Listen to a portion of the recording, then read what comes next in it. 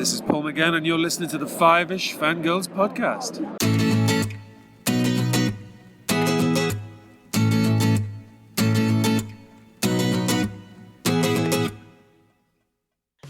The Justice Queen continue all the way to episode 522.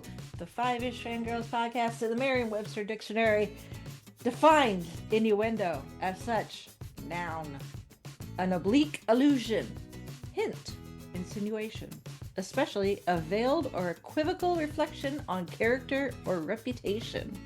I think the guys in Queen might have known what they were talking about when they picked this particular album title. Welcome everyone to this week's episode of the Fiveish Fangirls podcast. So glad you could join us. Let's start off like a new work with a virtual table and see who's joined us this week. This is Brittany in Bengal. This is Sally from Wisconsin. And this is Rachel in Indianapolis, Indiana. Hello, everyone. Hello. Hello. How long till spring? Yeah, Right? Mm-hmm. And I realized, as like We want to have a few words with some groundhogs. Yeah, well, and I add as our as the students are getting cabin fever, waiting for spring break, and then I realized that we changed the clocks that weekend before our last week of school going into spring break, which means that week is just going to drag on even further because we're losing an hour. Crud, yeah. If the kids weren't dragging Enough. dragging, barely coming in the morning like zombies, they're going to be, I don't know what kind of condition they're going to be in in a couple weeks. I'll be amused and probably slightly concerned. Hey, when you get up at 5 a.m., does it really matter? In my case, not really. Whether my brain thinks it's 5, 4, 6, whatever, it's still early. Yeah. Anyway, let's jump into the news. We're slowly creeping in on the Oscars, but we're not quite there yet. But we did have the BAFTAs, which is essentially the equivalent across the pond. And some not so surprises, a few interesting things. Part of it is that their categories there's not a one for one necessarily. They have a lot of very like British specific categories. Like there's best film and then there's outstanding British film. Yeah, outstanding debut by a British writer, director, or producer. There are some categories that they don't have, and apparently the number of nominees is up for whatever. I don't know. So best film, one battle after another. That still seems to be the front runner, at least at the moment. So same thing for Paul Thomas Anderson as the director. Interestingly enough, best actor for the BAFTAs went to someone who is not nominated for the Oscars. Interesting. That is that usually is that a first?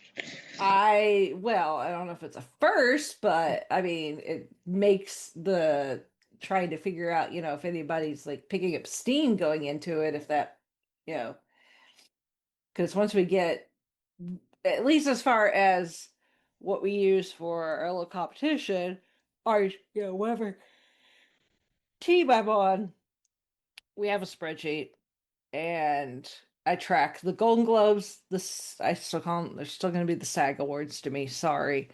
Uh, Name changes are hard.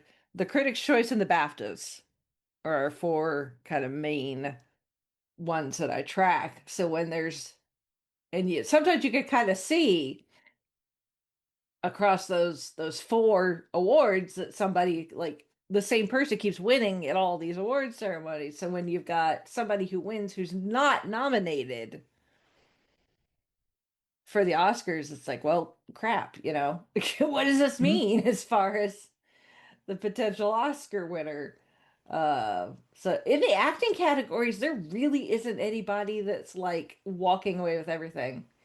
It is all over the place in all four acting categories, honestly. Um, and like I said, there's some categories that the BAFTAs have that the Oscars don't, and vice versa. Like there's Best Original Score, but they don't have a category for Best Original Song. So there's no winner to, for there's nothing for K-pop Demon Hunters to walk away with there. And then there is a um animated film category at the BAFTAs, which there were only three nominees. It was Elio, Little Emily, and Zootopia 2. Like every other category has like five, six plus nominees, but for whatever best animated film only had three, and Zootopia 2 won. But then there's also best children's and family film, which I guess doesn't necessarily have to be animated, but Zootopia 2 was also nominated in that category. It didn't win. I have no idea what this movie is. It did win. It's looks like a foreign film. Huh, interesting. So, yeah,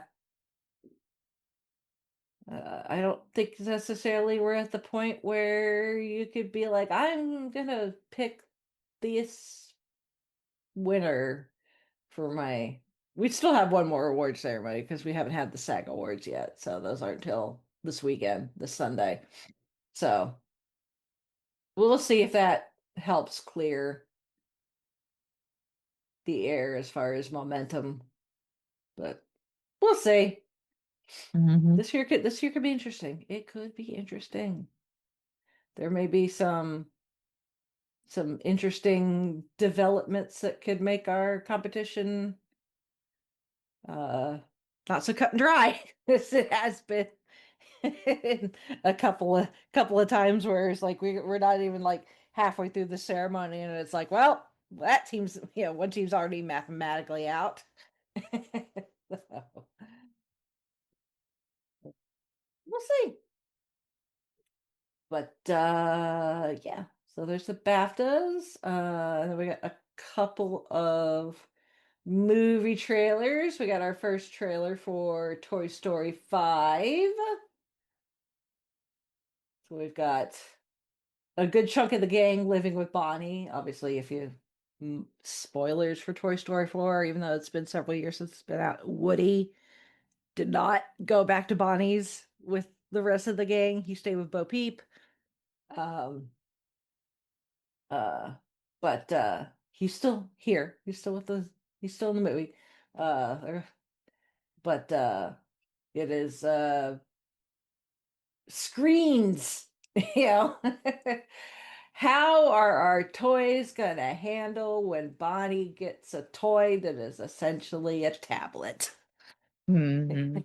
Yeah. And how it's affecting toys all over the place.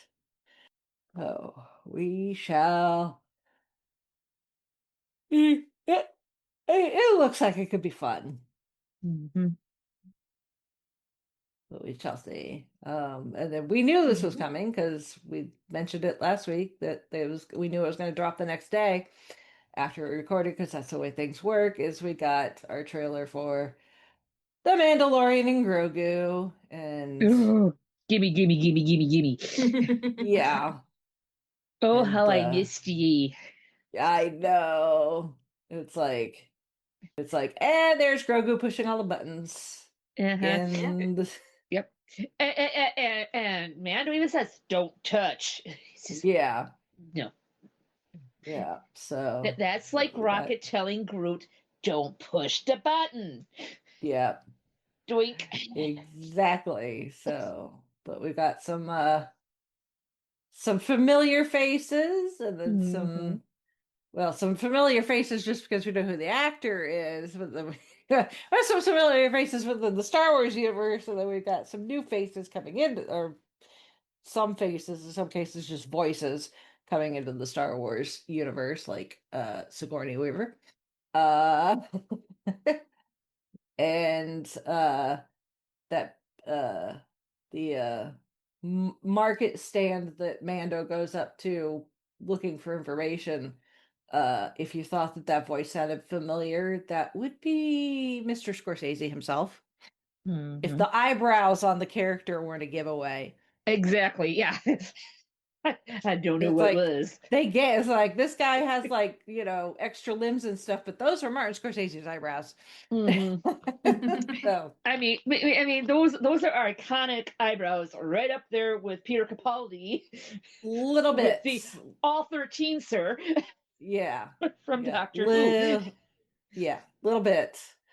And then we do see some of our crew from that we've seen before. So I think we're gonna see some familiar faces pop up. So will we see Ahsoka Tano? Maybe. Yeah. Never say never. Any more crew of the Ghost? Maybe. Uh, we shall see. Yep. That's what we need, is we need Mando to meet Chopper. Oh yeah, That that would be something. Grogu to meet Chopper. oh Yeah. no. Oh Oh no. no. Bad combination. Bad combination. That's about as bad as if we would cross universes. That's about as bad as Groot and Rocket meeting Grogu and then teaching him certain things that Mando would not want him learning. Yes, exactly. But yeah, that's like, oh, even Chauncey's like, it's like, it looks so good. I'm like, I know. He's like, I'm not even caught up. But I was like, I want to see it. I'm like, I know. Well, I'm caught up, but yeah. My mom, who's probably seen like maybe the first couple of episodes of like the first season, she saw the trailer, was like, let's go to the movie theater. I'm like, you've never even watched the rest of it yet. Yeah. You have Mhm. It's some like catching up to do. you better start your catch up now so that you will be ready for when it comes out. Mhm. Yeah. So, and apparently, because somebody knows I can never remember the name of the writing in the Star Wars universe, the font. I can never remember what it's called. Oh, yeah. It's Airbesh? like Airbesh system? Carabash or something like Yeah, that. yeah, So, yeah, yeah, Or yeah. yeah, Carabesh, Airbesh, one of the two. something like that. Yeah, but apparently there's like some like in one of the scenes there's graffiti or something that presumably somebody knows their Carabash really well, and it's a little Easter egg with a nod to Carl Weathers. Aww. Nice. Yep. I'm always amazed That's of like sweet. people who can learn like the fictional languages of stuff, like the Mm-hmm. Star Wars language and Star Trek and Lord of the Rings. Like, dang, I'm struggling right now to learn Japanese. That's Yeah. I struggled. It's like I tried Japanese for a hot minute and I was like, I don't know what I was thinking trying a language that does not use the same style of alphabet that we we do. mm, So it's like, Mm. but I struggle even with those. So, Yeah. uh, so yeah, that is impressive when people can learn, especially languages that technically don't exist in the real world. But I Mm-hmm. mean, I guess if you think about it, all language is made up. That's true. I Technically, mean, yeah. otherwise the dictionary would not have to keep adding words because people keep making up new words. So, Hmm.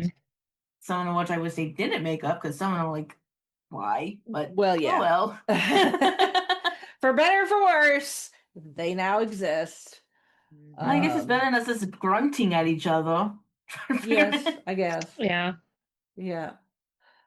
Um, but yeah, that's exciting.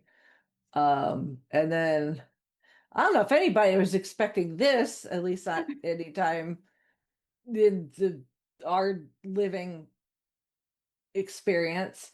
But just in time for its 30th anniversary, Doctor Who the movie, which brought us Paul McGann's Doctor, uh, they managed to find original film print and have it's been rescanned and restored and it's now available in 4K In the UK. So I in the gotta wait and UK. I Okay, do. Yeah. neat. So And Blu-ray. So yeah, I'm I'm waiting to see if there'll be an international release because I do have a region-free Blu-ray player. But it'll be like, okay, can we get a Blu-ray well, release of I that mean, on the American side of the pie? isn't Blu-ray supposed to be kind of region free anyway? No, no. No. Okay. It's there's some, but the majority of them are region locked. Hmm. Gotcha. So, well, from what I Yep. understand, the places that it has gone on sale, it's sold out. Yeah, because it's steelbook, and that steelbook is absolutely freaking gorgeous. Yes. Yeah. Well, I mean, the little teaser that they gave us with Sylvester narrating it, like, oh, look, there I am. Oh, and there's this guy too. Yeah. So now, if you've always wanted to see Eric Roberts dressing for the occasion in 4K, you You now can. can. And Eventually, yeah. here in the US. So, but yeah, I was like, oh, 30 years. Good Lord. I was gonna say I was not watching Doctor Who at that time, but that still made me feel old. I'm like, Yeah. jeez. Hmm. Yeah. I was like, I know the show as a whole is old, but it's like, oh. Oh, well, you guys remember I told you the story that yeah, I had it set up to tape on Fox the night that it aired, and Mm-hmm. then somehow that VHS tape, I made sure it didn't get copyrighted, but that got lost. Mm-hmm. I don't know how I labeled it. Still have never found it. So thank heavens for the DVD release that I have of said I think the first time I movie. ever watched it, when I was trying to watch as much Doctor Who as I could get my hands on when I first got into it, Mhm. uh, I'm pretty sure I watched like a bootleg upload somewhere. Mhm. I think the first time I watched it was back when we did Friday Night Who with the boys. Oh Yeah. yeah. Hmm. So I do have a book version of the script though. Ooh. Nice. So it's not very big. Imagine not. All things considered, yeah.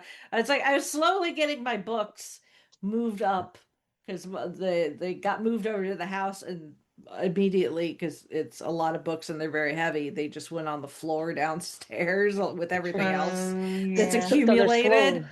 So they're And it's slowly making like the transition upstairs. so like every time I go downstairs and I come back up, I try to come up with like, at least a handful of books.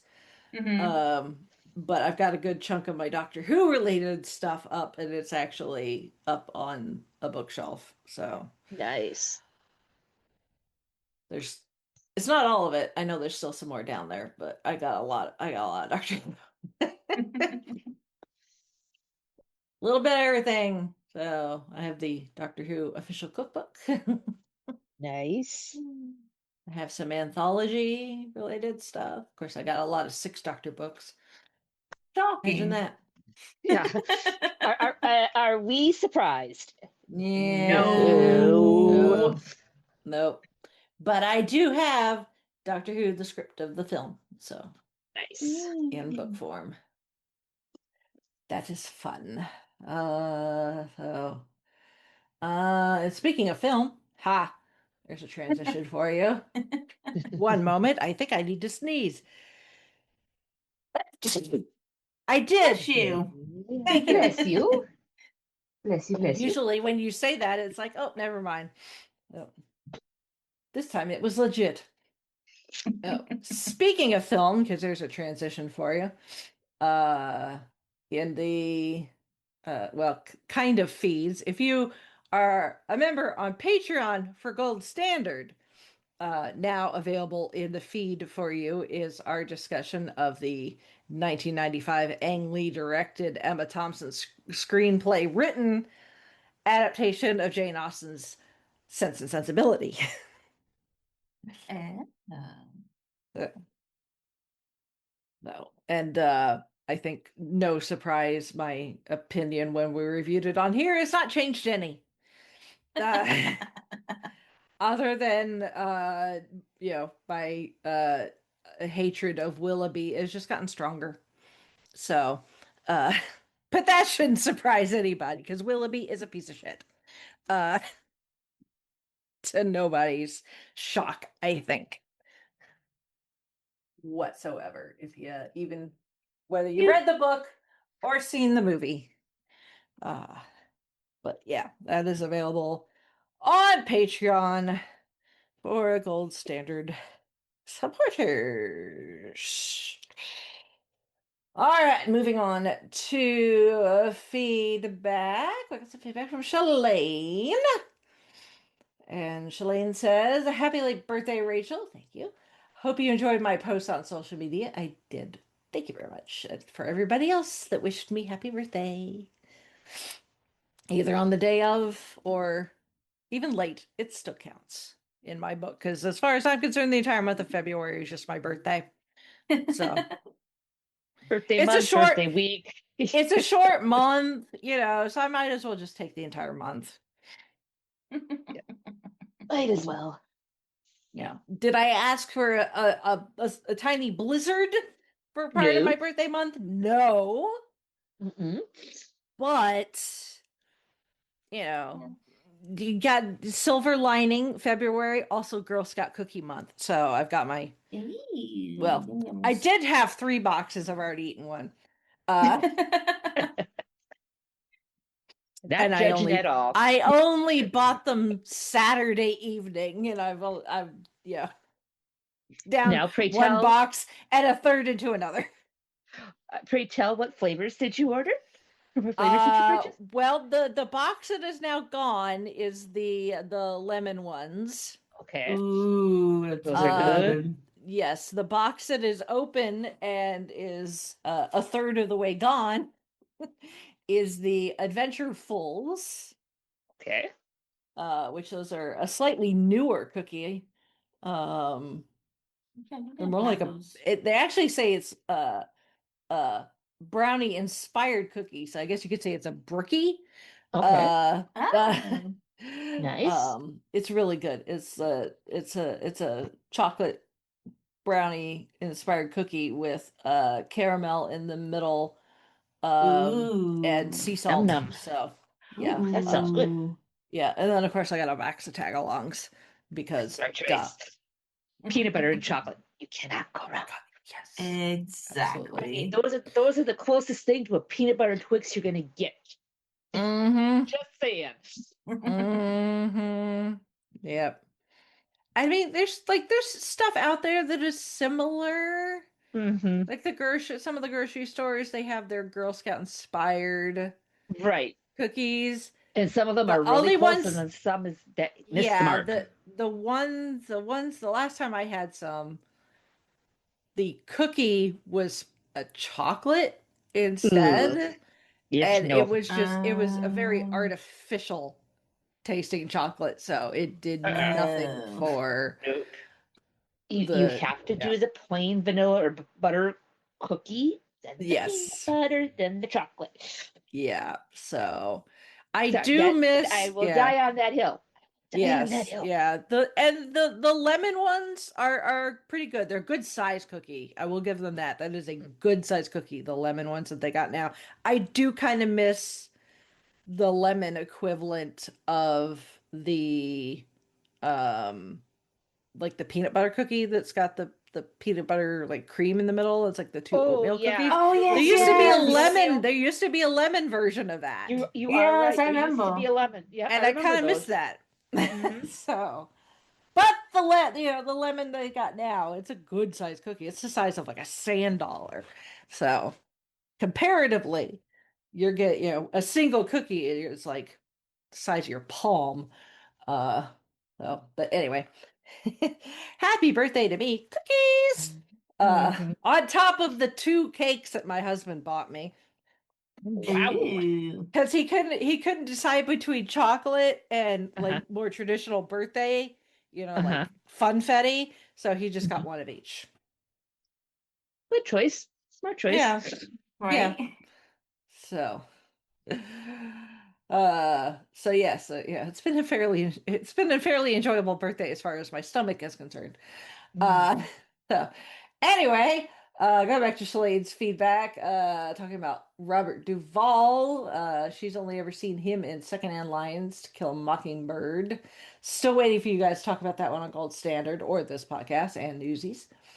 So I know your girls are probably waiting to hear the official announcements, but I was right that The Mummy with Brendan Fraser and Rachel Weisz is getting a Ghostbusters treatment. It started out successful, got sequels and a remake that was bad and flopped, and now they're coming back with a sequel style film using the OG cast.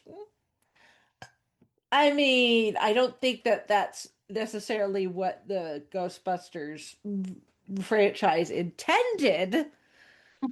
Um, it's just the way it happened. And again, my humble opinion, I do not think that Ghostbusters Answer the Call was that bad, to be honest with you. I quite enjoyed it. But I also happen to like a lot of those leading ladies too, so I like Kate McKinnon and Leslie Jones quite a bit. Uh, so that did not hurt. Um, and actually, Chris Hemsworth is quite funny in that, to be honest with you, for all like the macho stuff he does in the MCU being Thor. He's quite funny in that. So, uh, but yes, it will be. And in the meantime, while we're waiting for this new Mummy movie, they're re-releasing The Mummy Returns in theaters for its 25th anniversary, Nice. because Ooh. that's how old we are. I was gonna say Um, also. yes, I know. Now moving on to Gold Standard, since Insensibility is your first Jane Austen book film you've talked about. What's next? Pride and Prejudice and Emma? We shall see. Uh, I also think Chrissy should be a guest for one of those. Yeah, if she's available. Fun fact: Sense and Sensibility is the first Jane Austen novel she ever wrote. Yes, it is. I think Sense and Sensibility is your first Emma Thompson movie you've talked about. What's next? Saving Mr. Banks, Love Actually, Cruella, or Much Ado About Nothing? Please no Shakespeare. Please and thank you. No Shakespeare. So at least with Jane Austen, they're still speaking English. Uh it's it's a bit more tolerable to the ears than Shakespeare, at least. Um, so Saving Mr. Banks is fun. Um, so same thing with Alan Rickman. This is your first movie of his as well. Probably a good way to honor the anniversary of his passing. Yeah. What's next? Love Actually, Die Hard, Sweeney Todd, Galaxy Quest, or Robin Hood, Prince of Thieves? I don't think we will do Robin Hood, Prince of Thieves on Gold Standard. Uh, because that is not a golden movie by any means, other than Alan Rickman's performance in there. As we've covered that on this podcast. I was gonna So, say. Also, this it's also your third Kate Winslet movie after Titanic and Eternal Sunshine. What's next? The Holiday, Finding Neverland, or Hamlet again? No Shakespeare, please. Finding Neverland, cute. Unfortunately,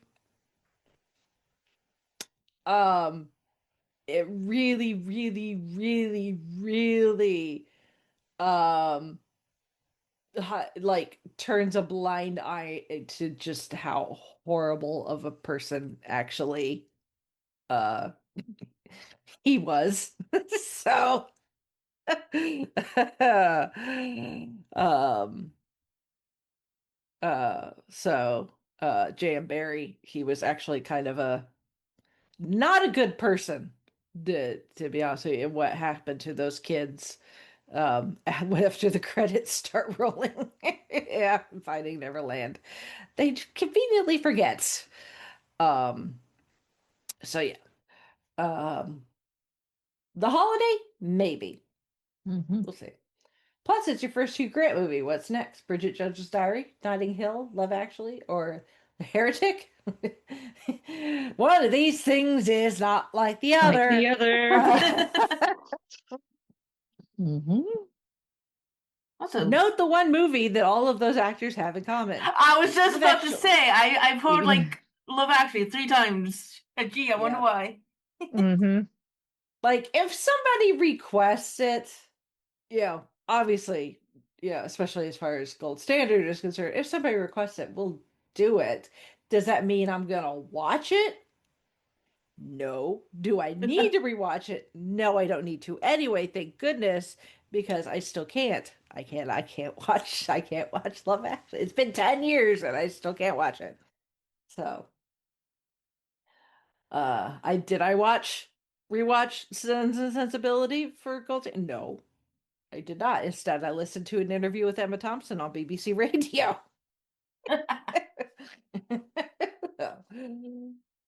Let's see. Erica Henningsen is coming to Salt Lake Fanatics. She's the OG Katie from Mean Girls the Musical. Well, that's cool. Zootopia 2 won a BAFTA. It did. And K-pop Demon Hunters won Gold Globes and Critics' Choice Awards. Yes.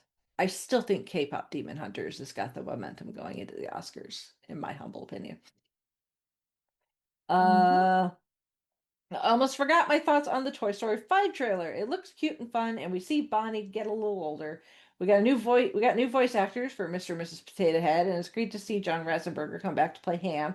He's a Pixar favorite, and we need him in more. Well, he's in every Pixar movie. So, I wonder if we'll get more Jessie backstory with her and Emily. That would be sad since her song in Toy Story 2 was sad, but it wasn't cut like the song A Muppet Christmas Carol that was cut on the DVD, stayed on the VHS. Yes, that is true.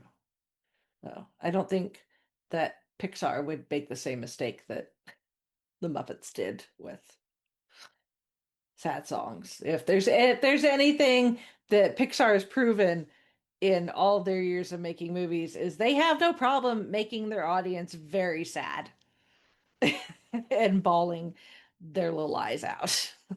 So, so, but we shall see. Thank you, Shalane, for your feedback as always.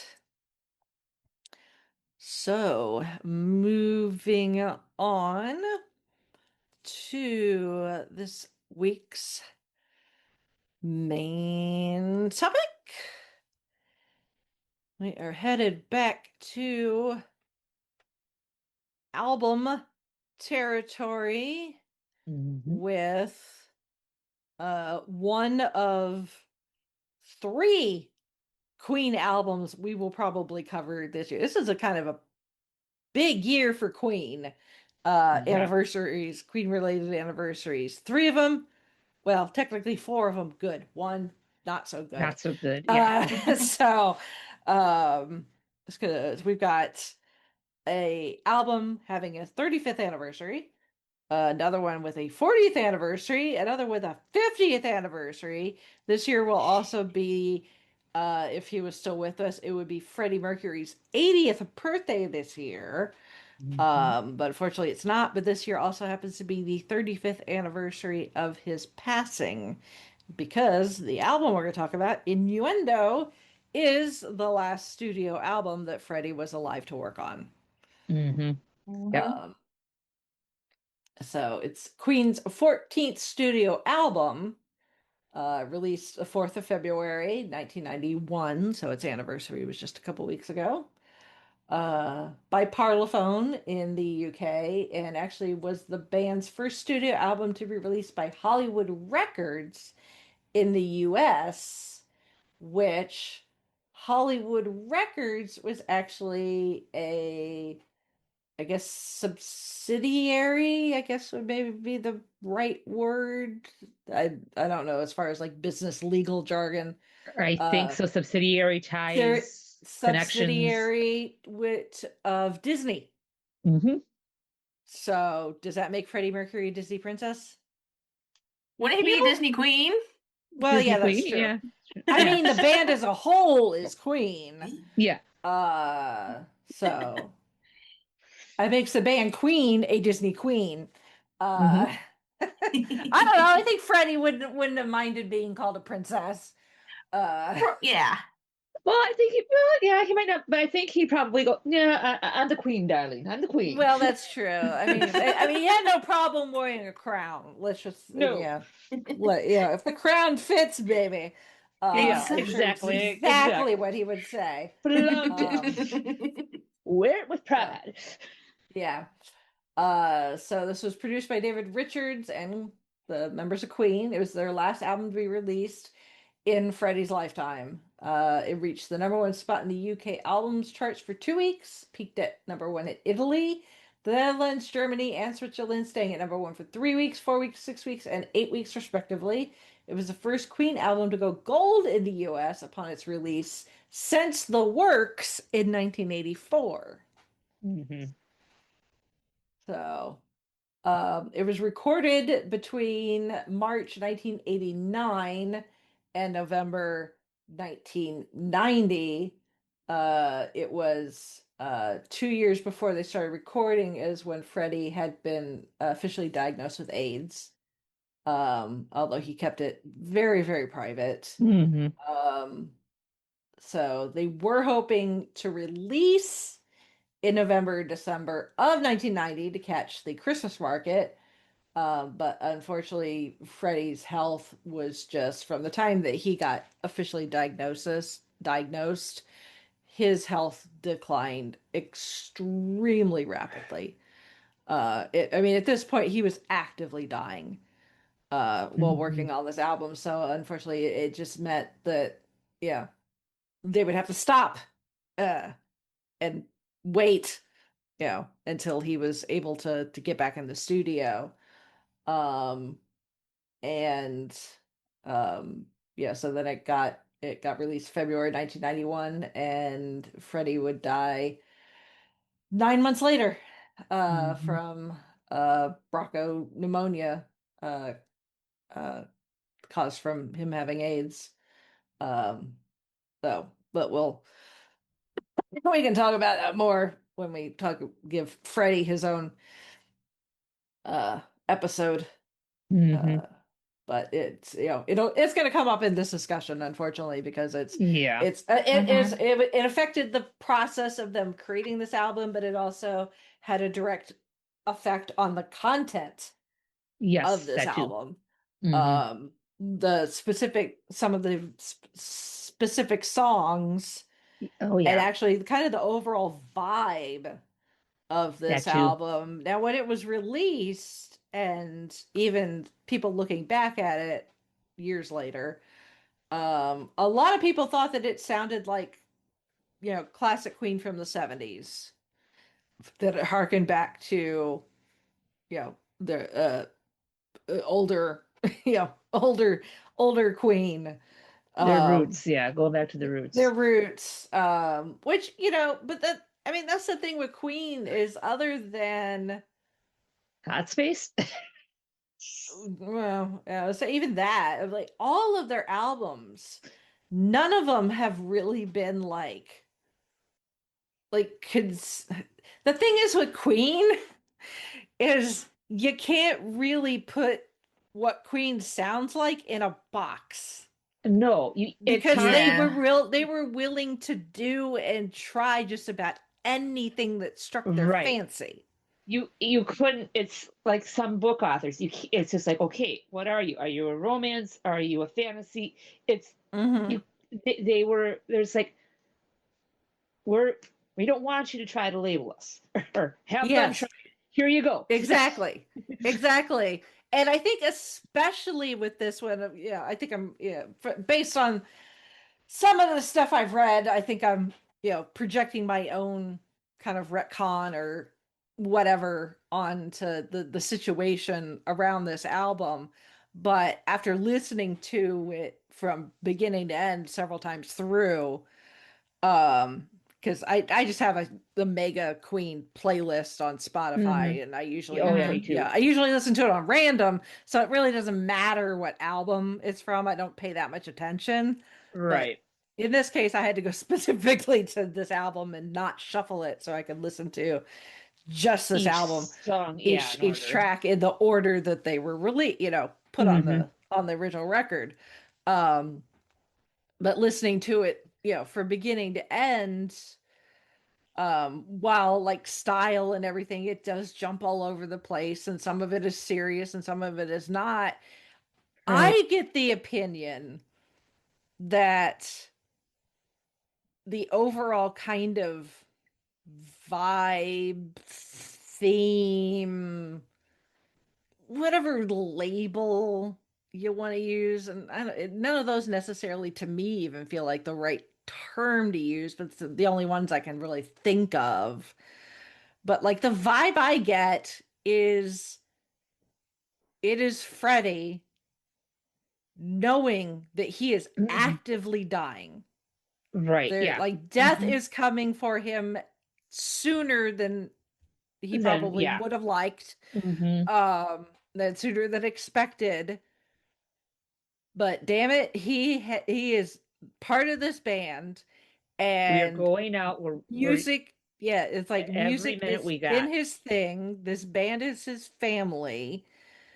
Um, and he's like, damn it, I've got, yes, death may be waiting around the corner for me, but I'm gonna go out the way I want to. Hmm.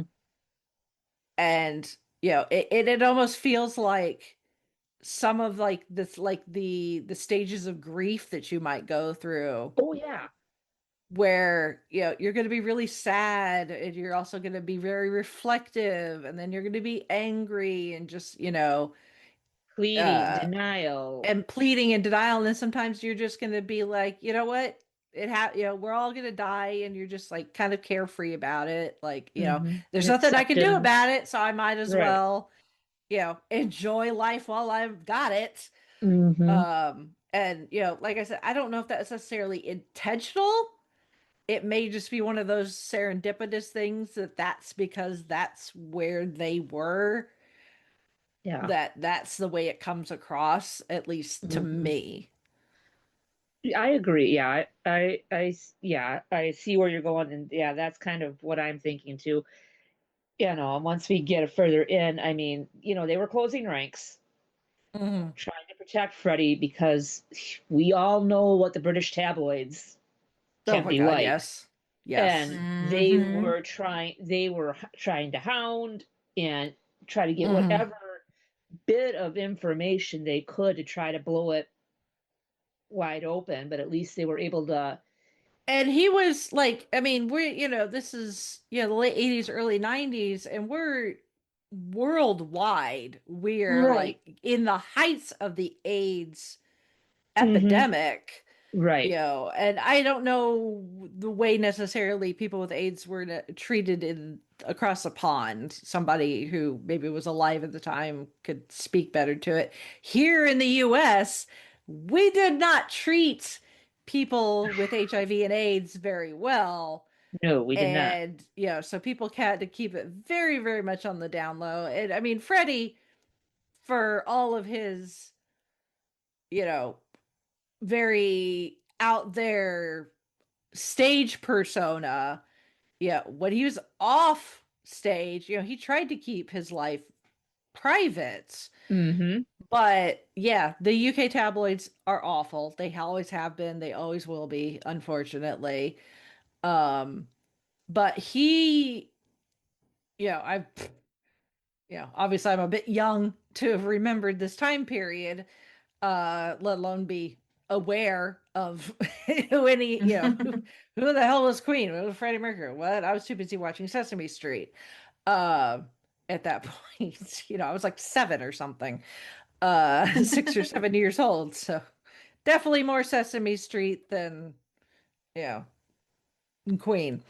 Um, but um, Freddie had to have been like one of the highest profile people Mm-hmm. to publicly be like, yes, I have AIDS. It's one thing, it's especially now, thankfully, with the medical advancements we've had. If you become HIV positive now, especially, It's not it's a death not a sentence death now. sentence. There are steps that can be taken, and drug cocktails and all sorts of therapies Mm-hmm. that have been done now, that you can live a life HIV positive and never have it turn into full blown AIDS, Right. which is what actually kills you. Mm-hmm. Well, it's really actually the complications from it, because what it Yes. does is it absolutely demolishes your immune system, and Mm-hmm. therefore your body just does not have a way to defend itself. So even something like a tiny cold can turn Could into deadly. pneumonia and bronchitis, which is eventually what killed Freddie. Mm-hmm. Um, but I mean, at the time for him, I mean, by the time he made it public, he literally died the next day. Yeah. But when he finally did confirm and put it out there to the public, he's like, "Yes, I do have AIDS. I am dying." He literally died the next day. Yeah. Um, but still, for someone that high profile and that recognizable, and someone that famous during that time period, was unheard of. Mm-hmm. And I think a lot of the some of the speculation was because, yes, he was a homosexual, and again, unfortunately, here in the US, when HIV and AIDS started to become more well known, people with very closed minds and have no, you know, didn't know a thing or two about science and medicine, because that wasn't their specialty, just assumed that, it's a gay disease. And it's like, no. So, No. people essentially Brian figured out that White. Freddie, yeah, Sorry. exactly. Yeah. Blood Yeah. I mean, transfusion. yeah, I would say Ryan White, and he's Indiana, you know, Mm-hmm. right here. Yep. So, his mother actually still comes in, to town, like every so often, to talk about Ryan's legacy and everything, and how we still have a lot to learn. Yep. Uh, but, yeah, from Freddie being, outed as a homosexual, and then him, you know, being seen either in music videos or performances, or even just out and about, and you could see the physical effects that people just Right. made that, unfortunately, in this case, correct logical leap, that Yes. 1 and 1 is equaling 2 at this point. But Right. Yeah. he shouldn't have had to feel like, he had to completely I mean, the people that needed to know knew. Oh yeah. Big The time. guys in the band knew, their management knew, obviously his partner that was with him like the last 6 years of his life knew. So the people that really mattered knew, and it was really nobody else's business, Yeah. what was going on, Behind closed doors. behind closed doors. But then you listen to this album and you're like, he was putting it in there anyway. Oh yeah. So um it's he, like I said, this feels like he had a story to tell, and it's a story about I'm at the end of my life, and this is what I'm leaving behind is his music. This Hmm. is his legacy. Um, and it's listening to this album. It's it is sad in some cases, and the other cases where I'm just like grinning ear to ear, like Hmm. you guys, Yep. Hmm. So, um, but yeah, but speaking of which, speaking of the album, let's get into the tracks, starting with the title track, Hmm. Innuendo. So, something interesting that they did with this album as opposed to previous is if you look at the individual tracks, you can see who wrote it. Right. But as far as like on the sleeve or whatever, however you bought the album, as far as writing credits, every song is just credited to Queen. Right. And that was something that they had come up with right around the kind of magic so everybody could Right. Because then benefit. it was equal across the board, so nobody would be like, "Well, I wrote that line, so, Hmm. it's like, do I get, 5% credit or what?" Because I mean, as far as like, I guess your personal music resume, being able to say, "Yes, I have a credit, I'm credited for helping write this song," is one thing, but also when you credit, again, we're getting into the kind of the business weeds here, and this is not something I'm very well versed in, but there's a business, like monetary side to whether you have songwriting credit on a track, and also can make a difference when it comes to like awards and Hmm. things like that, and other accolades that come with being in the music business. Like we've talked about Elton John. Um, obviously Bernie Taupin was a big part of that, and but Elton John is, you talk about something like the Rock and Roll Hall of Fame. We talk about the artists getting in, but they do give credit to writers Yeah. as well. But there also is a songwriting Hall of Fame as Yes, that well, is true as where well. Yep. somebody like Bernie Taupin would make a lot of sense for him to go there. Oh, big time. Um, and actually Taylor Swift is getting inducted, and she's actually the youngest person, Wow. artist Cool. to date, to get inducted into the Songwriting Hall of Fame at 35, so 36 years old. So yeah. Um getting your name as a writing credit on a music track, um it's not just ego. It's also kind of a career, business, monetary aspect to it as well. But again, I'd that's about as far as I know as far as that goes. So, but yeah, anybody out there knows a bit more about it that can, doesn't wants to explain it in a way that makes sense to us plebeians, please go on ahead. Us normies. Hmm. I can't carry a tune. Well, I kind of can, but I can carry part of a tune. But I can't read or write music and uh, all that fun stuff. So I have no bone um to pick with that. So, but anyway, uh so yeah, back to the tracks, Innuendo. So yes, technically written by Freddie Mercury and Roger Taylor, but credited to Queen. I And love the intro and how it starts, and then we get Freddie doing his best homage to Robert Plant with yeah. those ooh oohs. I'm just like, oh yeah, you're channeling Robert Plant there. Don't tell Yeah. me that. And Yeah, it it has fits. it. Yeah. It fits. Yeah.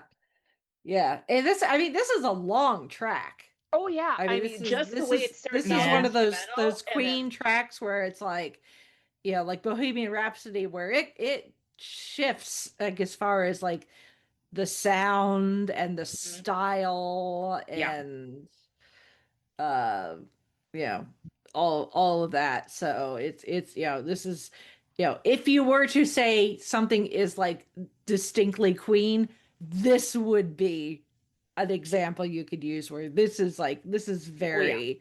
distinctively Queen, where you've got a long track. It's 6 minutes and some change, I think, and it shifts different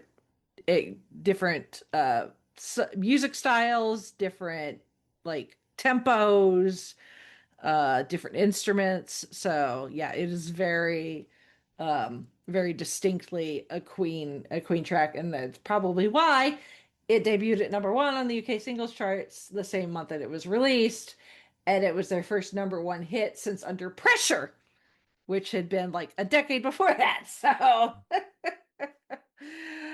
uh, so, um, but yeah, it's a good opening track.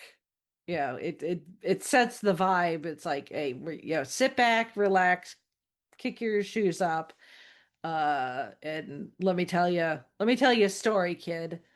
Uh-huh. Um, yeah. So, but then it's like it goes from that to I'm going slightly mad, Oh yes. The music which video for it is awesome. yes, yeah, the music video is just it's a fever dream. Yep. And the And what is lyrics finals are week for just like, 500, Alex? yeah, of like you listen to it and it's like, when people joke about, when somebody's maybe a little off, for Mhm. lack of a better term. People are like, oh, they're a crayon short of a full box, a fry short of a Happy Meal, that sort of. But Freddie kind of, I mean, um, Freddie wrote this with a friend of his, um, And Peter, yeah, um, and um, Jim, who was Freddie's partner, um, there at the end, when he wrote his kind of autobiography a few years after Freddie's passing. He talks about Freddie and Peter writing this song.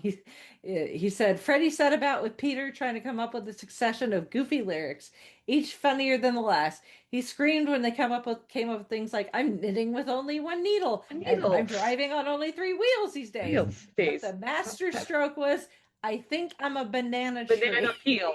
Or banana tree. Yeah. Yeah, I think I'm Yeah. a banana tree. Once that came out, there was no stopping Freddie and Straker. There is Peter Straker. They were in full flow. I went to bed to fall asleep listening to their laughter wafting I upstairs. mean, and that, I mean, Aw. the tone firmly planted in chic. I'm just like, yeah, no, they drive Yes. feels it. I'm like, okay, unicycle? Come on, Freddie. Yeah. But maybe, well, maybe he was talking car, but I'm just like, well, okay. Yeah. But I mean, it's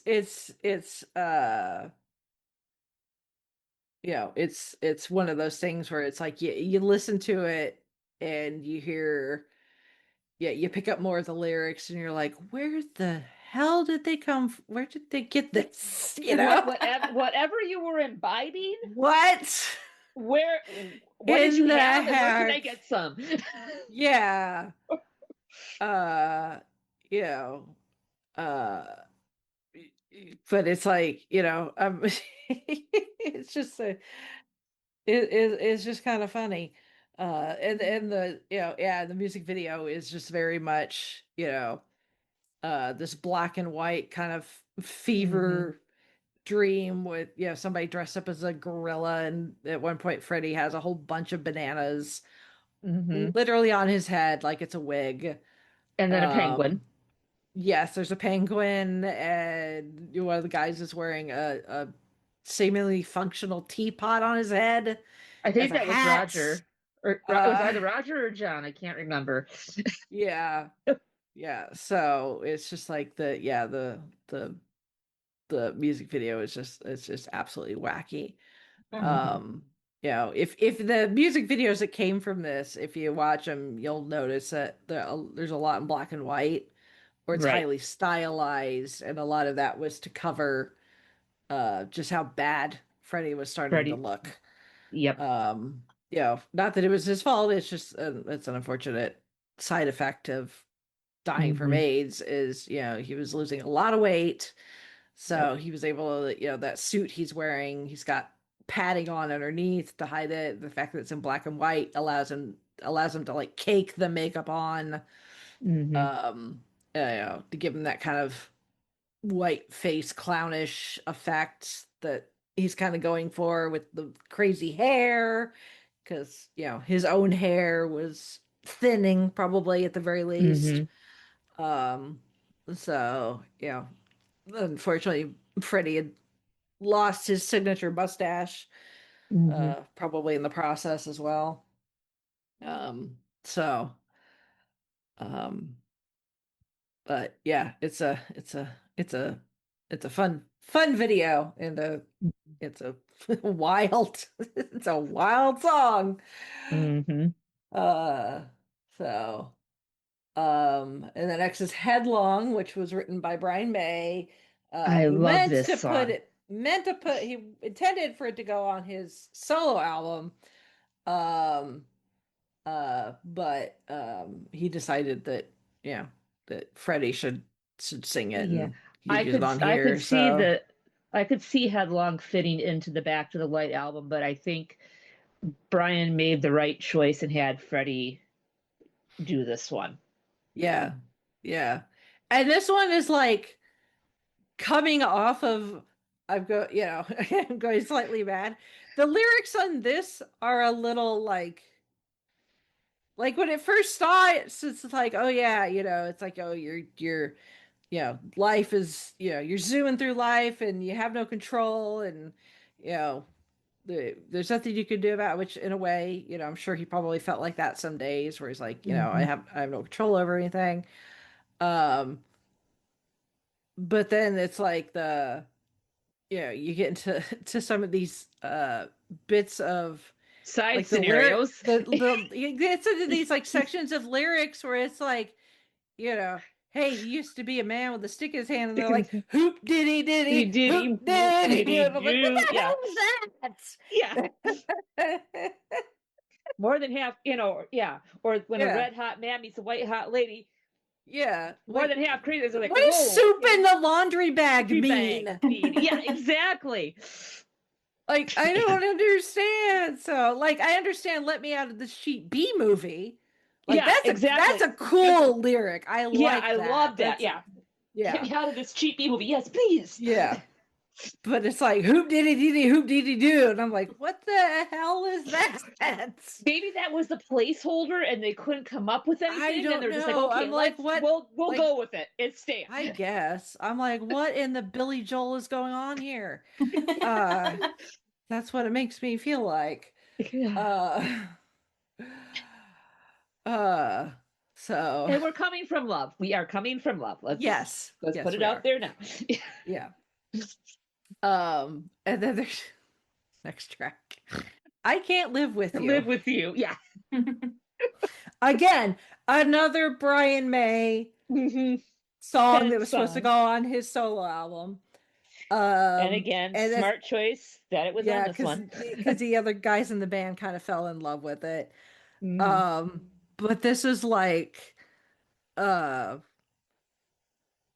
this is like Brian May doing um Paradise by the Dashboard Light, like the third section, where it's Hmm. like, where it's like, I swear that I love you Me forever, to the yeah, Meatloaf, love and you he's to the like, end now of I'm time. praying for the end of End of time time, yes. to come and take me. Yes. Because if I gotta spend another minute with you, I don't think I'm gonna survive. Yeah, exactly. Yes, Without exactly. That's what lifting from Meatloaf. Yeah. this kind of what this makes me feel like, where it's like, I can't live with you, but I can't live without you. Without you either. Yeah.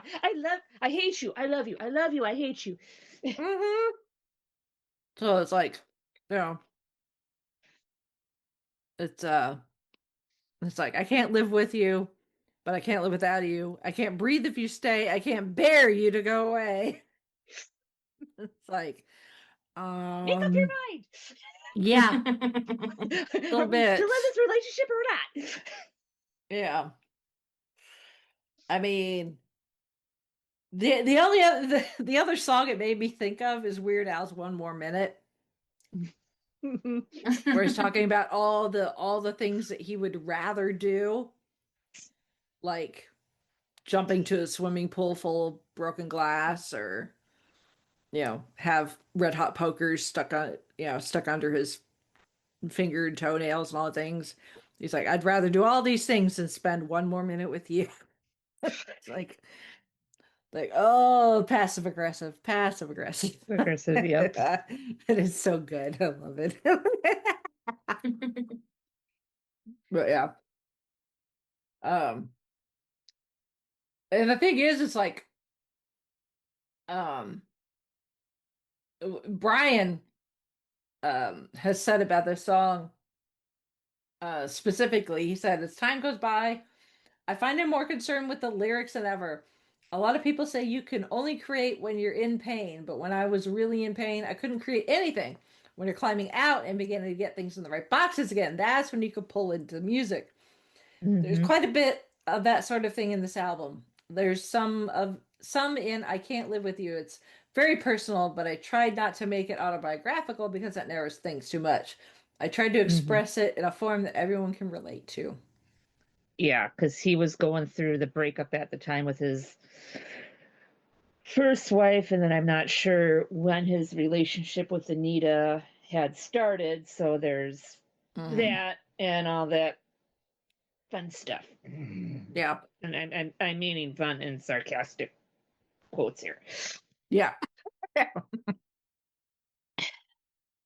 Art imitating life sometimes. Mm-hmm. Um, so, um, and the next up is Don't Try So Hard, which is an okay. It's Yeah. an okay song. It's not anything super memorable. I do find it funny though that the opening track, Innuendo, has lyrics like, you can be anything you want to be. Just turn yourself into anything. You think that you could ever be free. Surrender your ego, be free to yourself. It's like, keep on trying. Hey, tread that fine line. Yeah, we'll keep on Mm-hmm. smiling. Whatever will be, will be. And then like so many tracks later, they're like, don't try so hard. Mm-hmm. Yeah. Like, I'm getting mixed signals here. Like, do you want me to Yeah. try Or or don't you? not? Yeah. So, I mean, it's not necessarily like don't try so hard, like quit. It's more like, you know, Know your limits. know your limits and enjoy where you're at too. Right. Yeah. Like if all you're constantly doing is striving for the next thing, you're gonna miss the here and now. Right. It's kind of their thing. So it's like, Yeah. that's why it has, lyrics like, just savor every mouthful and treasure every moment. Mm-hmm. Um, so, but it's, I think I just, first listening, to the album, and it's like, you got Innuendo, and then so many tracks later, it's like, don't try so hard. I'm like, I don't think they necessarily thought like that though. So, um, next up is a Roger Taylor Yes. penned song, Ride the Yep. Wild Wind, which is essentially a sequel to I'm in Love with My Car. Exactly. 2.0. Uh-huh. Yep. Yep.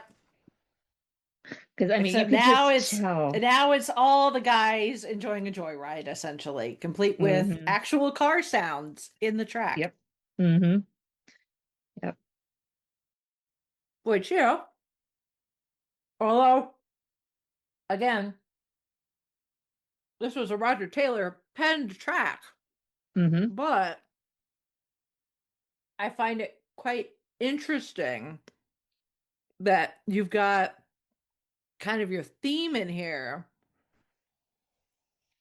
that yeah, obviously Freddie is the lead singer. He's singing the lyrics, even if he didn't write them.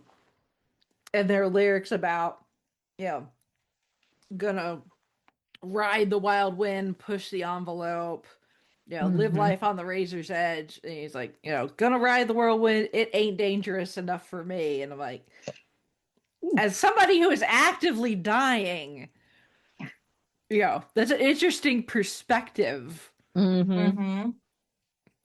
That it's like, it ain't dangerous enough. Like, I mean, I guess when death is already coming for you and you kind of have an Right. idea of when it's going to show up, Mm-hmm. I mean, maybe there's a little bit of freedom in that, Yeah. in a way. There's like, well, I grab life by the horns for one last go round, I guess. Mm-hmm. Um, because it's like I'm dying sooner than rather than later anyway, so why not? I guess Mm-hmm. I mean, I could kind of see that, if you look at it from that perspective, you know, is that necessarily what they mean because Freddie didn't write this? I don't know. As far as Roger Taylor is concerned, it is a bit of a sequel to I'm in love with my car. So, um, yeah. And like I said, it does have some literal car sounds in there. There's an Audi um rally car that you hear the sounds of in this track. So, well, maybe that's not what Rioter intended, but maybe it's just the way that Freddie sings it that's the way it kind of Mm-hmm. maybe comes across um as, like I'm dying, you're dying. I'm dying sooner than some of y'all, so let it ride. Yeah. Mm-hmm. we're gonna hop in and you know take off. Let's see where the road takes us, I guess.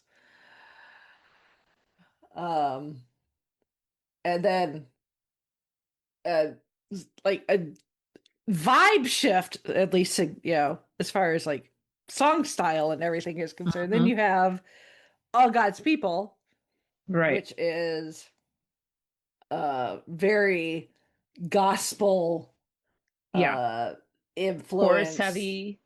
Yeah. Something that Freddie has done too in the past. He co-wrote it with Mike Moran because it was actually supposed to be part of a project that Freddie was doing.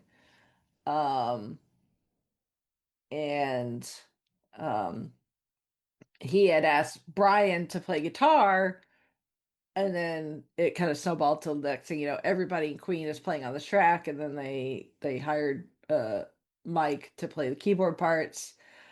Um so and then this also has because as I think most people know if they listen to enough Queen, Freddie had quite the vocal range as Yes. far as like what notes he was capable of reaching.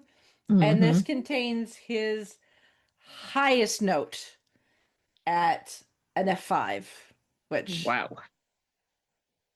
is somebody who can't read or understand music. I don't necessarily know what that means, but I have a vague idea and know that that's fairly high on the scale of s- notes that can be made by the human voice. Yes. So, um, which I think, well, I don't know how that necessarily compares, I would say, because I know, um, because Mariah Carey's got a 5 octave vocal range, and she can Mm-hmm. go to um, E7. So, um, but it also depends on whether you're talking about an actual note or that whistle register that she does sometimes. Right. So Yeah. it just kind of depends. Mm-hmm. Um, Still pretty pretty impressive. So especially for Guy. Yeah. Mm-hmm. Yeah, you expect women, because we generally have, higher pitched voices to begin with, that we can reach those higher notes. But yeah, Freddie is a once in a lifetime voice. Yes. um, let's see. Next is a bit more melancholy, as far as songs go. It is These Are the Days of Our Lives, not to be Yep. confused with the soap opera. Uh, it was released as a single in the US for Freddie's 45th birthday, 5th of September, 1991. So about 6, 7 weeks before he died. Oh, because of September, he died November. So Yeah. closer to like 10-ish weeks before he died. Um, and it was released as a double A side single in Ireland and the UK, on the 9th of December. So, like a week and some change after he passed. With Bohemian Rhapsody being the other A side, of course. Mhm. Uh, it debuted at number one in the UK singles charts and remained there for 5 weeks. It topped the Irish singles chart for 6 weeks and reached number 16 in Germany, and was awarded the Brit Award for British Single of the Year in 1992. Mhm. Roger Taylor wrote this, as Freddie's health was deteriorating. Um, Roger had known Freddie the longest, Mhm. uh, from the other guys in the band. They know each other since they were teenagers, in the late 60s. They had a shop Um, stall together, if memory serves, before at joining the Kensington band. Market. Yep. Yeah, yeah. And then Brian came along and they founded Queen, Yep. in 1970. So, um, even the opening line is it's very, sentimental, reminiscent. Hmm. Those are the days of our lives. Um, and then it moves more to the present, going, these are the days of our The days of our lives. life. Yep. Um, and Roger said, um, I was sitting at home in a rather reflective mood, and I did know that Freddie was ill. I think it came out of that slightly melancholic mood. Guess I was trying to put an optimistic slant on it in a way. Those were the days then, and these are the days of our lives. Today is more important than yesterday. Mm. Uh, that's- And I'm wondering if that "I Still Love You," if Roger actually wrote that, or if that was a ad lib by Freddie. um, I, from what I have gathered, um, maybe a little both. I think Okay. maybe the way he says it, it was a bit of an ad lib, it being so quiet, Hmm. and him whispering it, just kind of as kind of a, you know, kind of a soft, kind of just almost a breath, uh, that just kind of lingers there in the air as the Hmm. the Like person I who, like I don't really have to say it, but I'm gonna say it anyway. But I'm gonna say it not completely loud, but so you, yeah, yeah, you know. yes. It's like, I know but I want to say it. Right. And and it's just it's gonna kind of linger there as Hmm. a gentle reminder, I Yeah. guess. Hmm. So, and then, to lighten the mood, Yeah. This is most definitely a Freddie if penned you one. the thing is like, if you weren't paying attention Yeah. to the lyrics, You would have no idea who you this Delilah person is until yeah, you paid at attention to first the you would just lyrics. be like, oh, he's talking about some lady. I mean, Right. this is not the only song about a woman named Delilah. Just ask Nope. Tom Jones. Yep. Um, and even when he talks about, you're all claws and you bite, that could still be talking about a human. Yeah. Women have, women have been called catty. Yep. That's not a term that's been used to describe women, and they're in a certain mood. Hmm. When women get into fights with each other, they'll call it a cat fight. It's Hmm. just one of those things. So it's like when you're all when you're moody and you're all claws and bite, you're like, oh yeah, he's got a girl, and sometimes she's sweet, and it's like, oh, I just love you so much, and uh, you make me laugh, and then other days it's like you're so moody, and it's like, ugh, but it's okay because I still love you. You're unpredictable, but you make me happy. When you cuddle up and go to sleep beside me, it's like, oh, that's so sweet. And it's like, then you make me slightly mad when you pee all over my Chippendale suite and you go, wait, what? What? Yeah.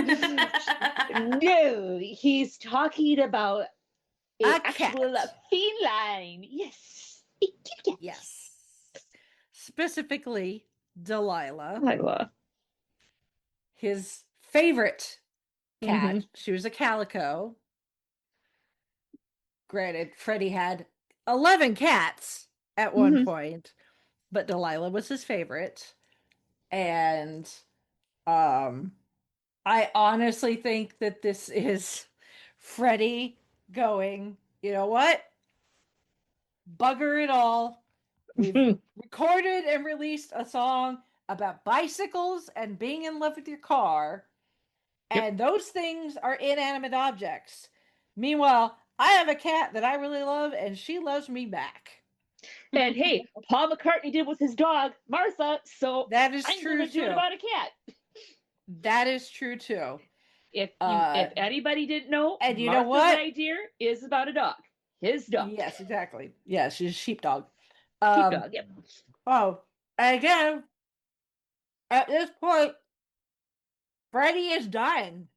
Who's going to tell him no? You can't record a song about your favorite cat. Right. I'm not telling him no. Exactly. And again, even if he wasn't dying, how hypocritical would it be if they were like, I don't know, Freddie? I'm like, dude, you wrote a song literally called I'm in love with my car. Yeah.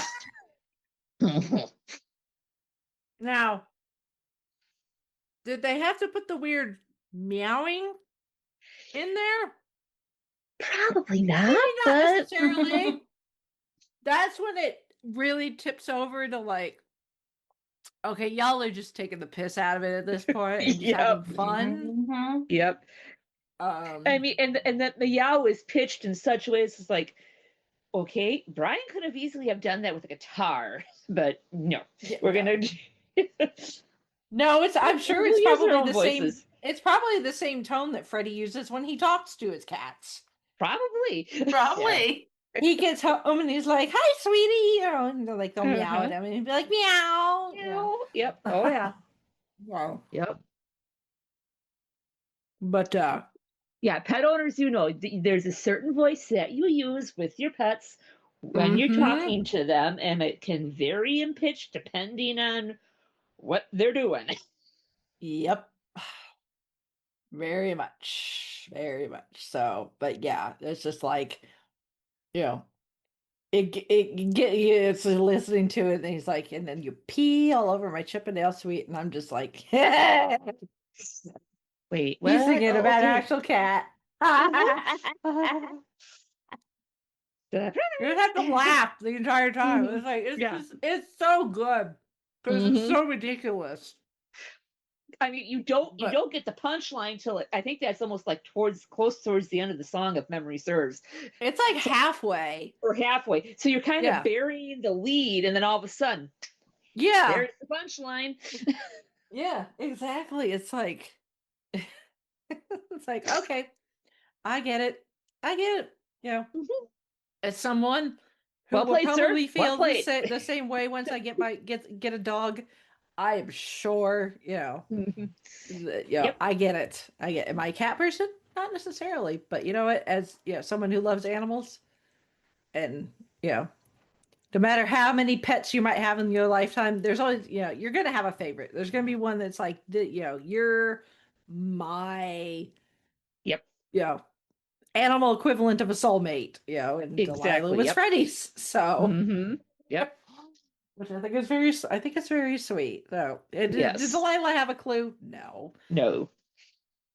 One, she's a cat too. Mhm. She's a cat, and they don't care about anything. So, Right. except being waited on hand and foot. But yeah, 3 So. a.m. zoomies. Oh, I'm gonna knock this over. Let's see if it's breakable. Bing. Mm-hmm. Freddie be like, I wrote a song about you, and she's probably looked at him and like went and pooped in a So litter box or something. yeah. Yeah. Or it's about time. Yeah. Like, what's your point, Dad? Yeah. Like, what are you talking Aren't about? all I don't those know. songs about me? Yeah. If not, they should be. Yeah. And then you have the Hitman, Man. which is a very heavy rock and roll. Oh yeah. Now was this a It Brian makes pen? it. No, this is actually started by Freddie. Oh wow. Um, Okay. yeah. And then Brian took it and tweaked it, and then uh, Deacon also Mm-hmm. tweaked it, did some bits there, and then Brian did the backing vocals. Um, so yeah, but no, Freddie started it. So Freddie started it. Um, to me, it comes off as a, a little. I couldn't quite pen like really like put my finger on exactly which artist it reminded me of. It's a little Van Halen, it's a Mm-hmm. little Led Zeppelin, it's a little, you know, just that kind of, late 80s, early 90s kind of rock, you Mm-hmm. know, that we were getting at that time period.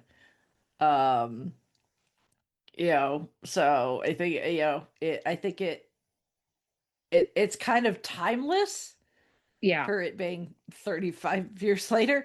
Uh, but at the same time, I think the sound is very reminiscent of, I think, the some of the sounds we were hearing from like heavier groups, Yeah. more heavy rock type Mm-hmm. groups Yeah. of that same time period. So, is it, you know, is it anything deep? No.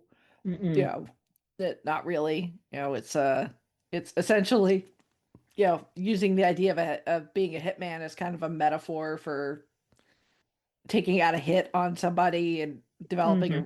a relationship with them, I guess. Yeah. Instead of killing them, you become a couple. Yeah. Oh. No, no, not stalkery at all. No, not at all. I mean, when you look at it like that, yeah.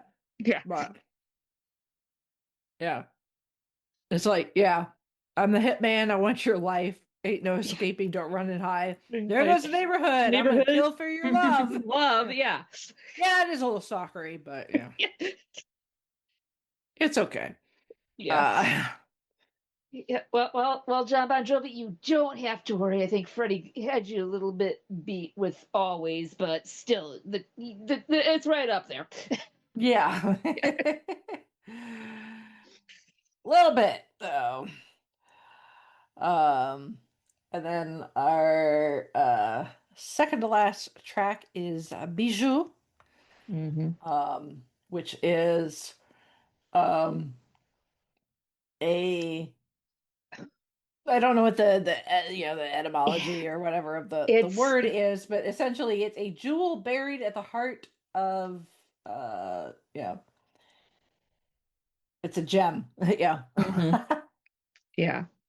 So it I don't know what the exact like um I should have looked that up sooner. Yeah. Because to me It's it French. comes It's off as kind French of for French. jewel. Yeah. Yeah, it's a French word for jewel. Yeah, essentially.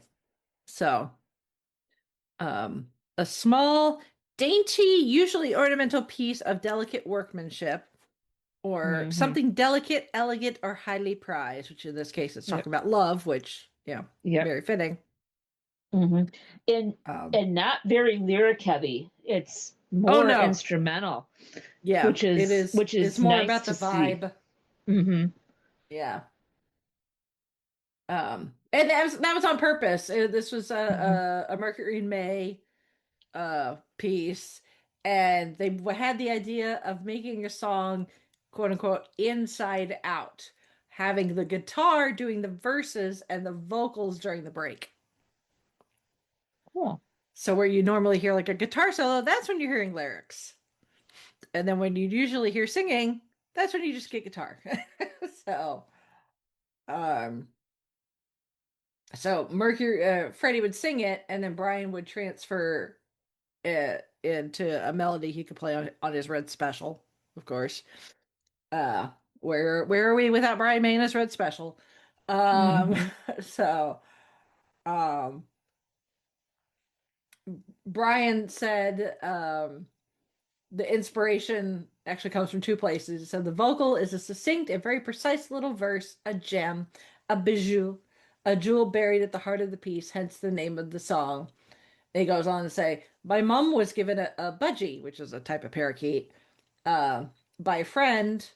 Um, it became a great companion for her after she lost my dad. She called it bijou, and she would spend hours talking to it. It was her little bijou, which, if you know, you know, uh, what the parakeets that people would have like as pets look like, they're very vibrantly colored, uh, very much colors you would see in like precious gemstones. Um so yeah, that's very sweet. uh and then our finale, as it were, and a song that is both heartbreaking but also like makes you kind of want to stand up and like, take on the world. Uh, Hmm. Yep. is The Show Must Go On. Hmm. Um, And probably the best track to close it out with, because I yeah, think these are the days of our lives. If that would have ended it, that would have put it more, I don't know, yes, sentimental, but more on a down note. This yes, is more, yeah, some of the things are sad, but at least we know we have to power through. yes, yeah. This is very much. I mean, this was it's the last track on the album. It Hmm. is, it is um, it's also um one of the last ones to be recorded Hmm. because Freddie's health had just gotten so bad.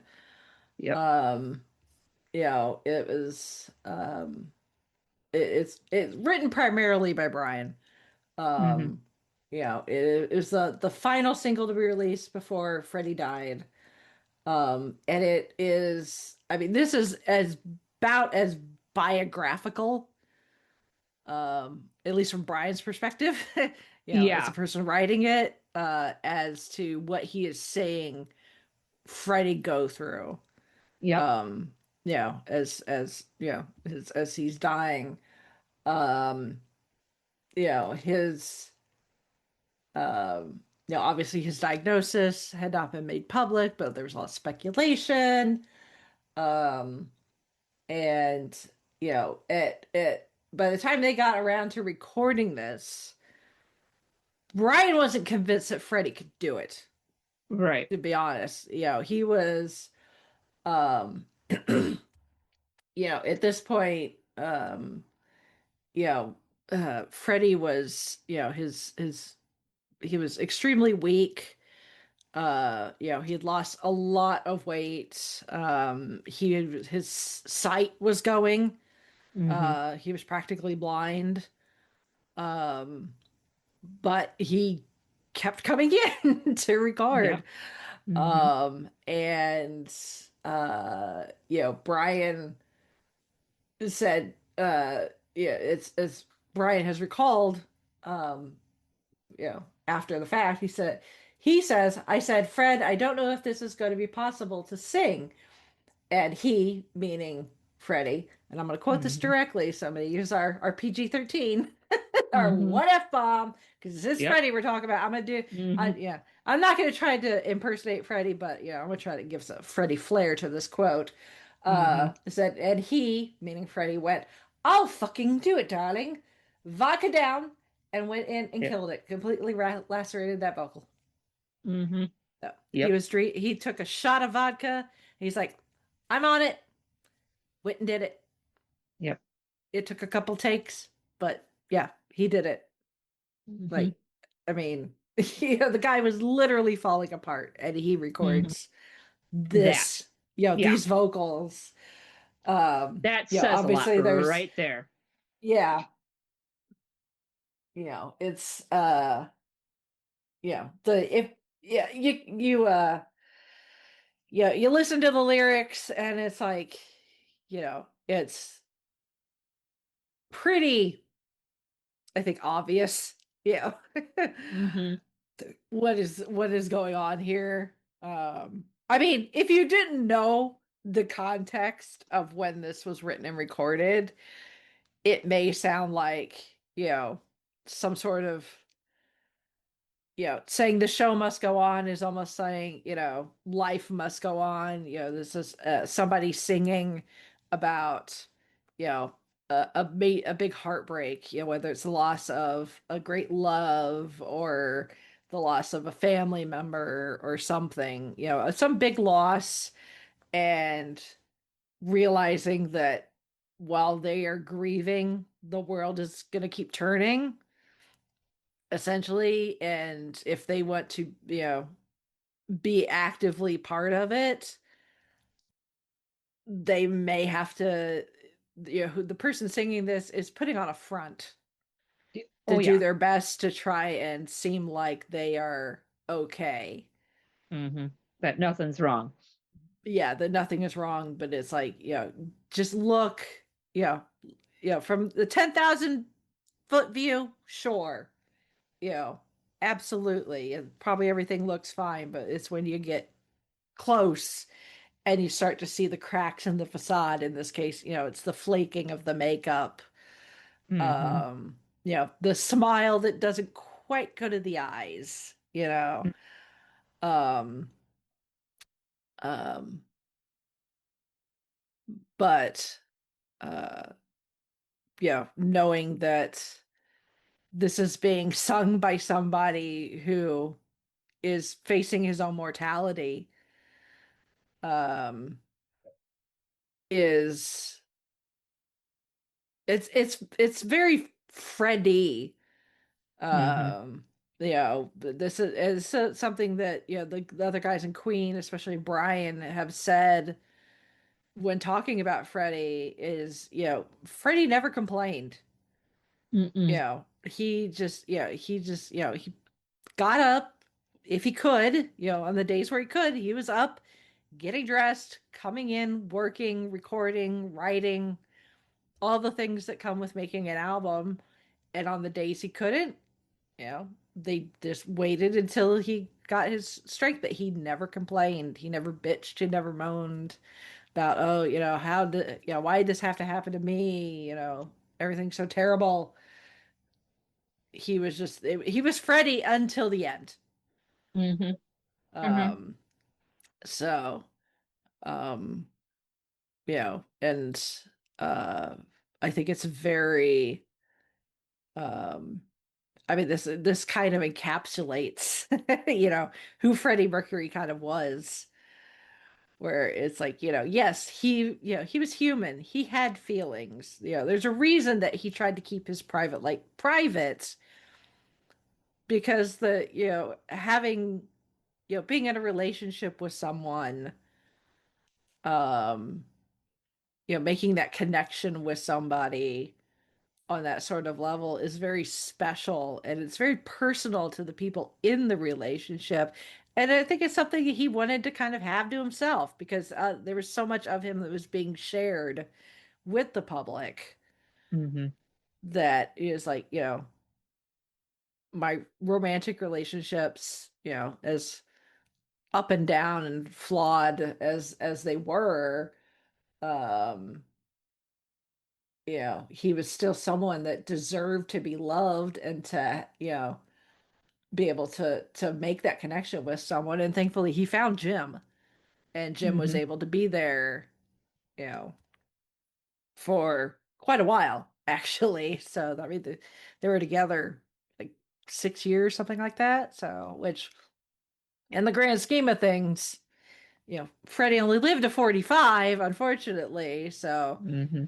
comparatively to, if he had lived, him and Jim, I would hope would still be together. Right. Uh, you know, uh, but um, this is uh I think this is probably the most like real that we were probably going to get from uh this. I mean, how much more real can it get, though? Right. Right. When you've been delivered a death sentence, and your time is limited, you're living on borrowed time. Hmm. I mean, how much more real can it really get? Yeah. So, and the obviously the track is on the album, but Freddie would pass away uh months after the album was released. And of course, at that point, Queen was not doing any sort of performances. Freddie was barely seen in public, as it were, at this point. So the first time that people actually got to hear this live was actually at the Freddie Mercury tribute concert. It was actually Elton John, Right. And he does with a oh chill, he sings it, and Tony chillest. Iommi from Black Sabbath plays the guitar. Hmm. Um, so yeah, and it's been used in places, and like Celine Dion has done her own cover of it. Um, yeah, it was used in uh Moulin Rouge, the movie, the Baz Luhrmann Hmm. movie. So, um, but yeah, this would be the last album to be released, during Freddie's lifetime. And Hmm. thankfully for the most part, not that the guys really, I think, really cared about what the critics have to think, but in general, um, it was fairly well received um, as far as the critics were concerned. If you care about that sort of thing, People Magazine wrote, if this is cartoon rock and roll, at least it's good and brazenly cartoonish. Hmm. I think that's a backhanded compliment. Yeah. Um, yeah. The Orange County Register wrote, Queen dispenses with any stylistic variations or flirtations with dance music and offers its basic sound, lots of Mercury vocal leaps, fuzzed out mega guitar, choral overdubs, and a sense of orchestral importance mixed with straightforward hard rock. I like that. Dispenses with any stylistic variations or flirtations with dance music. Hello, Hot Fuzz. Uh, Or hot space, yeah. Hot Space, yes. Wink, wink, nudge, nudge, Hot Nudge Space. space. Yeah. So, the LA Times wrote, given the bombast and harsh assault of Queen's biggest hits, it's a shock to find that the heart of Innuendo is made of soft, sweet, sticky, sentimental goo. But added, the goo actually goes down well, and Queen hasn't forgotten how to rock. That is Innuendo. Hmm. Now, 35 years old. So, Queen being Queen until the end. Yep. Yep. Obviously not the last No. Queen album, Nope. but the last one to be released while Freddie was alive. Yeah. So, yeah. But yeah, if we had to lose him, at least, it was done the way they wanted. I think it very much Hmm. is uh very much reminiscent of, like I said, it may be my own interpretation, But to me, this is a story of someone who is reached a point in their life where something very significant has either happened or is going to happen. Hmm. Um, and in this case, it's death. It's facing death, and I think in a way it is kind of going through the stages of grief, even if you're the death you're grieving is your own. And like I said, was that intentional? I have no idea, especially considering it's not like Freddie wrote, every song on this album. If he had, then you could be like, oh yeah, absolutely, it's Freddie's way of confronting his own death. But that's not the case. And sorry, Chauncey walked Oh, in, and sorry. I'm like, I'm trying to get him to refill my water for me because I can't get up, and he keeps turning his head before I can be like, water. Uh, Sweetheart. water. I've been talking for a couple hours here. Uh, this is a little dry. Um, but again, I think it might be just one of those kind of serendipitous, in a bittersweet way, serendipitous things that, um, because these guys had, I think because these guys had been together for so long and just they were their own family and Hmm. just kind of knew each other so well. And, yes, Freddie was the one that was dying, but, the other three guys, the other guys in Queen and, their staff and the people who worked with them who had been around for a long time and knew that Freddie was ill and was dying, they're experiencing it with him. It's not a solo thing to experience. Right. Um, and, to have essentially his brothers, in everything but blood, Yep. have to experience this with him and watch, one of their brothers, die, um, is, you know, they may have not been consciously aware of the, how it was maybe inspiring them and putting ideas in their heads. So when they went to write, maybe some of that spilled out of Hmm. them, whether they were aware of it or not. And you know, hindsight being what it is, I mean, they could always look back and be like, "Oh yeah, absolutely." But you really remember exactly what you were thinking 35 years ago? Probably not. Not, yeah. So, uh, No. I barely remember what I was thinking 5 hours ago. Hmm. Uh, so, um, but yeah, I think this is it's a beautiful album. It's very Queen. Hmm. Um, you got a great opening track. You've got some, you've got your highs, you got your lows, you got your ridiculousness. Yeah. And every single song deserved to be on this album. Yeah. Because I mean, with some Mm. of the other ones that we've reviewed, it was like, well, yeah, that one was okay, but Yeah. I mean, there's not really any stinkers here. I mean, there are some that right, definitely stand out more than others, but there's not really in here where it's like, really, that's the track that you decided to go with. right, exactly, Yeah. yeah.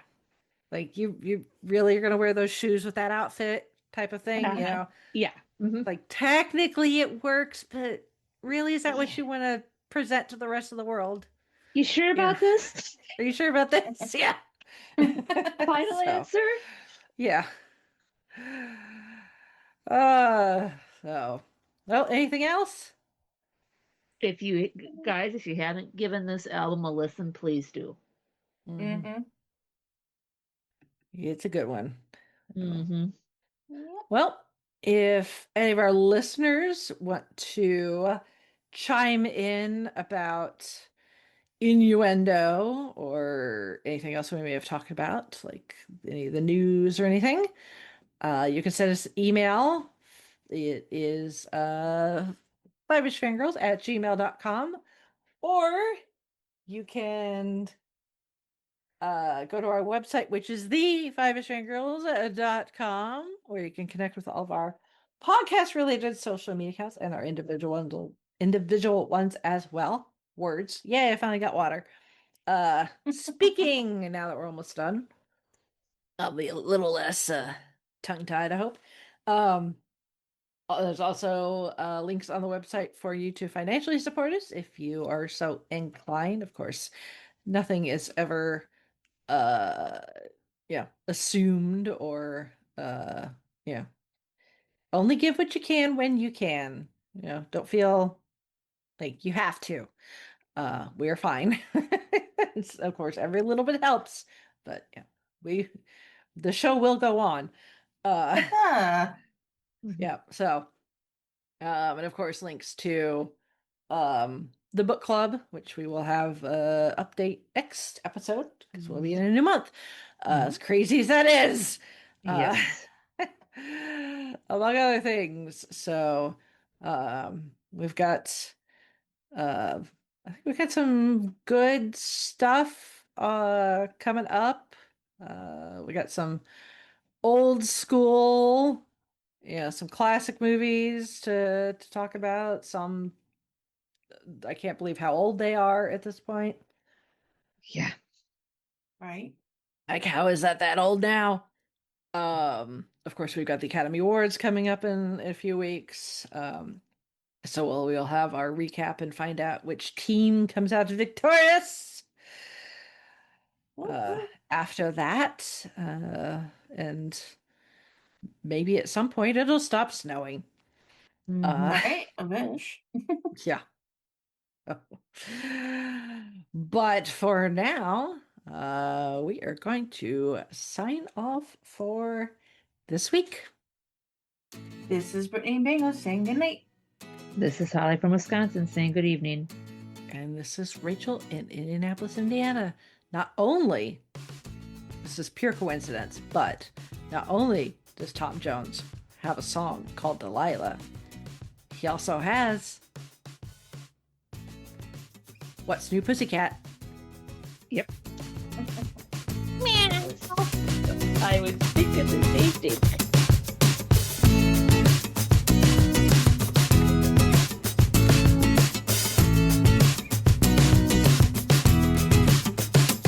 Thank you, our Fiveish fam, for joining us on this week's geeky journey.